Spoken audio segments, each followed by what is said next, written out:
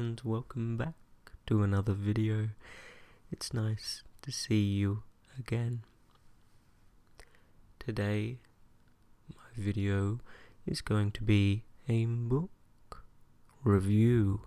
For a more complete review, I would recommend you to visit the link in my description to my website, themodernstoa.com.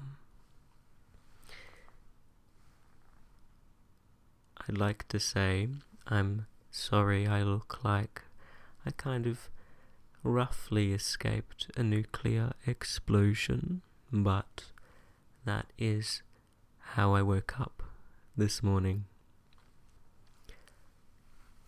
I hope you enjoy the new lighting setup. My good new friend Chris ASMR has been giving me some good inspiration and educational content on how to light videos properly, and thus he definitely deserves this shout out. His channel shall be in the description. This video is made to be educational, but also for relaxation, so feel free to get comfortable and do whatever you need to do to take a pause and have a reprieve from whatever you're doing. I'd also like to say that I'm sorry I don't have a physical copy of the book with me. Otherwise, I would be brandishing it about in front of you, but I have lent it to a friend, and thus, naturally, I wonder if I shall ever see it again. The book I am reviewing is Stoicism and the Art of Happiness, and it's one of my favorite books. Thus, you as a viewer may wish to be wary of my bias towards it, though it's hard to get over self-selection bias when looking at book reviews, so take what I say with a grain or a pinch or a mouthful of salt, however much you think is adequate. Stoicism is a practical philosophy. Unlike other forms of philosophy, Stoicism is concerned with how best you can live your life and be a good human. So it's not just a kind of tank of free floating intellectual ideas made to be kind of a mental chewing gum, or to be fashionable, but it's actually meant to be used, to be utilized, to be practiced day to day. I personally believe that Stoicism and the Art of Happiness is one of the best works of contemporary Stoicism, not necessarily because it's very profound or provides a deep new insight, though it does provide a few. I would say it's because of how it accurately reflects the past and how philosophy used to function in society.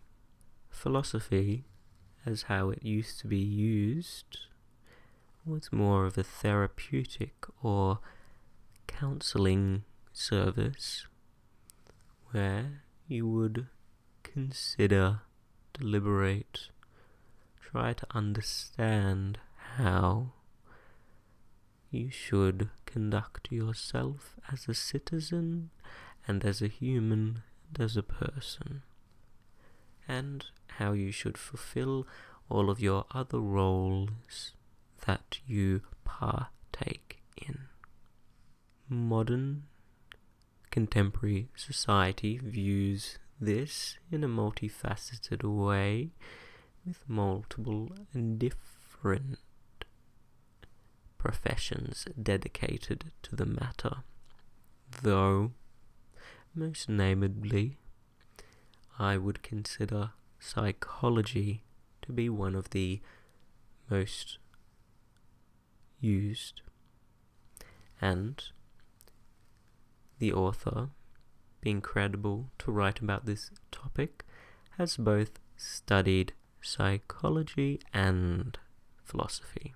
Thus, I would say that they're one of the only people whom can comment with such great detail to describe to you the intercept between both worlds and to highlight the similarities and philosophical underpinnings of various psychotherapeutic and psychological practices, such as cognitive behavioral therapy, rational emotional behavioral therapy, and acceptance commitment therapy. I believe that this work is also very good, as it picks up on an element of human nature that possibly the Stoics misunderstood or undervalued, and that being the non-intellectual psychological parts of the brain. Thus, I think this volume has value, as the philosophical principles extant in Stoic philosophy now have a medium to translate practically to use for mental health. And I would definitely recommend this book to anyone doing research into their mind and to improve their mental health. Stoicism and the Art of Happiness is written in a how-to style, similar to a kind of Stoicism for Dummies textbook. It's very systematized, it's very methodological, it's very thematic, and it makes for a succinct and easy read. Even though the subject matter is quite complex, the skill of Robertson and his prose and the style of the book make it much of an easier read than other contemporary philosophy. Though it being a how-to book does not diminish anything from it. In fact, I believe it is what a lot of the ancient Stoics would have wanted or would have valued. If I had to provide a critique, I would be hesitant to, but if need be, I would only say that the author skipped out on some of the non-practical aspects which unite the philosophical tradition of the Stoic school of philosophy. But I would not expect the author to include these, as this is purely a practical book, and thus my only critique is mostly void, and so I don't really have anything negative to say.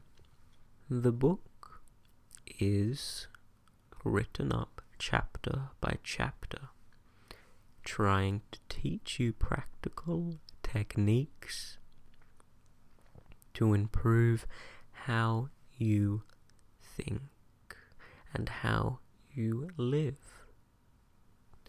It's done in a way in which is easily consumable in a few sittings, or is easily consumable over a long period of time. If you are to read this book, I would make sure you have some sort of tab system, some sort of bookmarks that you can stick to the pages, because of the practical nature you will want to revisit material.